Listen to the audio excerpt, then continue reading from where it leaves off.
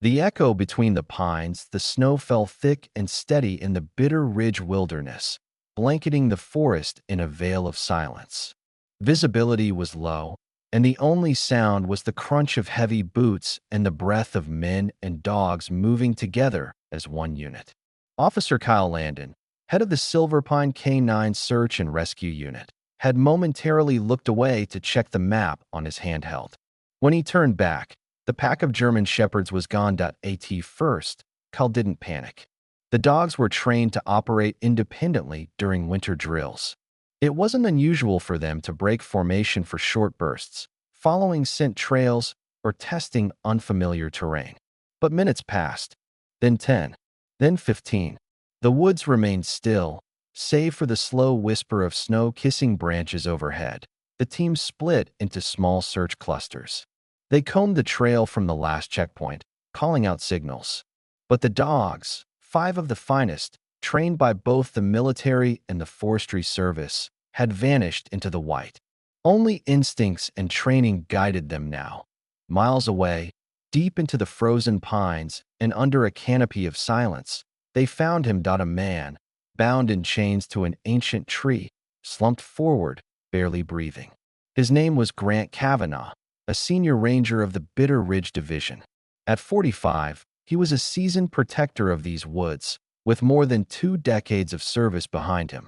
His battered uniform clung to his body, soaked through with blood and melted snow. His wrists were torn from struggling, the steel biting into flesh. His lips were blue. His eyelids fluttered weakly, crusted with ice. He had been left to die. Not by accident, not by fate, but by design. The shepherds didn't bark. They didn't whimper.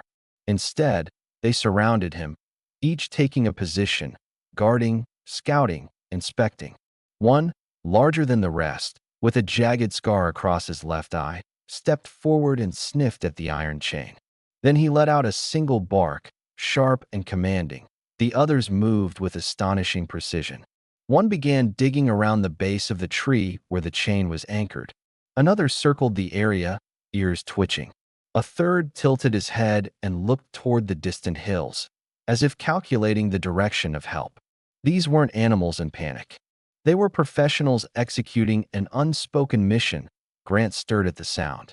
His vision was fogged, his senses dulled by pain and cold, but he saw them. 5 canine shadows standing over him like guardians. Tears escaped the corners of his eyes, freezing instantly. "Good boys," he whispered, so faintly it was almost lost in the wind. The scarred shepherd, the alpha, sat down in front of him, unwavering. Soon, the faint sound of boots over snow reached the clearing. A voice called out, urgent, unfamiliar. "I see him. Over here." Moments later, people arrived. Officers, medics. Shouts filled the air as they broke the chain, lifted Grant gently, and secured him onto a sled. As his eyes closed, the last thing he saw was that scarred shepherd watching him, not with the wildness of a beast, but with a quiet understanding no human could ever fake. When Grant woke again, he was in the infirmary of the ranger station. The warmth was overwhelming. He blinked slowly as the room came into focus. Clean linens, the beeping of a heart monitor, antiseptic in the air. A nurse leaned over him with a soft smile. "You're safe now. We got to you just in time." He rasped, "The dogs? They're outside. They haven't left." Later that afternoon, Sheriff Mason Harlow entered. Tall, wide-shouldered, with silver streaks in his beard and a voice that rumbled like distant thunder. "You gave us quite the scare, Grant," he said, pulling a chair close. "You mind telling me what happened?" Grant recounted it all, the ambush, the masked men, the threats.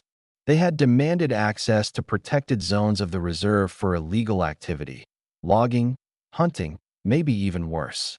When he refused, they attacked and chained him to the tree, hoping he'd never be found. Mason listened, jaw tight. Then he laid a folder on the table. "You were found in Sector 19. That area hasn't had active patrols in years. No roads, no paths, no lookout towers. Whoever left you there knew exactly where to hide a body." Grant's hands clenched the blanket. "We'll get them," Mason vowed. But there's something else. He stood and opened the door. The scarred German shepherd padded into the room, calm and deliberate. He walked to Grant's bedside and rested his head gently on the mattress. "Meet Titan," Mason said. 8 years old. Decorated combat K9. Lost his partner overseas. Since then, he's been distant. Doesn't bond. Doesn't work well with others. Grant reached out slowly, fingers brushing the thick fur. Titan closed his eyes and leaned into the touch. Rachel Moore, Titan's handler, entered next. She looked around 30, eyes sharp with years of experience, her blonde hair pulled back in a neat braid. "He hasn't connected with anyone since Jacob, his partner," she said softly. "But when he found you, something changed." Grant couldn't look away from the dog. "He chose me," he said. Rachel nodded. "Yes, he did." Just then, a deputy burst in. "Sheriff, we found fresh tracks near Sector 12. Cut chains. Someone was back there last night." Mason's eyes darkened. "They think you're still out there. They're tying up loose ends." The station was sealed off. Deputies double-checked every entry point. Outside, the snowfall continued, muffling the tension inside the walls. Later that evening, Grant sat by the window, a thermal blanket around his shoulders. Rachel joined him with coffee in hand. "We're bringing in federal investigators," she said. "This wasn't just poaching. It's bigger." Grant looked down at Titan, curled at his feet. "They weren't supposed to find me, but they did." Rachel furrowed her brow. "What do you mean?" "Those dogs weren't lost," he said. "They were led." "By who?" Grant didn't answer. The silence was broken by a low growl from Titan. He stood abruptly, ears twitching. A second later, a crash echoed through the station. Shattered glass. Rachel pulled her flashlight. "We've got an intruder." They moved together, Grant gripping an old fireman's axe from the wall, Titan moving ahead like a shadow. In the back hallway, they heard a voice. "I told you he wouldn't die." Grant froze. That voice. He remembered it. The generator room door burst open. A man lunged from the shadows with a crowbar. Titan leaped, locking his jaws on the attacker's arm. Rachel subdued him in seconds, but before the man could be fully restrained, he laughed. "You think I'm the only one?" Minutes later, gunfire erupted outside. Deputies engaged masked men trying to escape on snowmobiles. Titan didn't wait for orders. He charged through the exit, barreling into one of the attackers just as he mounted a vehicle. The man screamed and toppled into the snow. Another raised a gun, but Grant was faster. He hurled the axe, knocking it free. Rachel tackled the shooter as backup arrived. Amid the chaos, Grant spotted Titan limping back toward him, a red line streaking his hind leg. "You did it," Grant whispered, embracing him. "Valor." No, Titan had saved them again, but the danger wasn't over. Later that night, reviewing station logs, Rachel found something strange. A forged signature granting unauthorized access to Sector 19 weeks earlier. The name, Jason Meeks, an outside contractor, but Grant never approved that. "He had clearance," Rachel said grimly. "This came from inside." Grant went for air. Outside, he found Sheriff Mason standing alone near the tree line. "You were never supposed to die," Mason said. The truth hit Grant like ice water. "You left me there." "I didn't chain you," Mason muttered. "But I didn't stop them either," Titan growled. "You betrayed everything we swore to protect," Grant said. "I can make it go away," Mason whispered. "You stay quiet, you get a medal. You and that dog disappear into retirement." But Grant stepped forward. "No." Mason reached for his gun, but Titan was faster. He knocked the sheriff to the ground and held him there until Rachel and the others arrived. The betrayal shattered the department. Investigations revealed years of corruption, secret deals, and silenced whistleblowers. Grant handed over every report.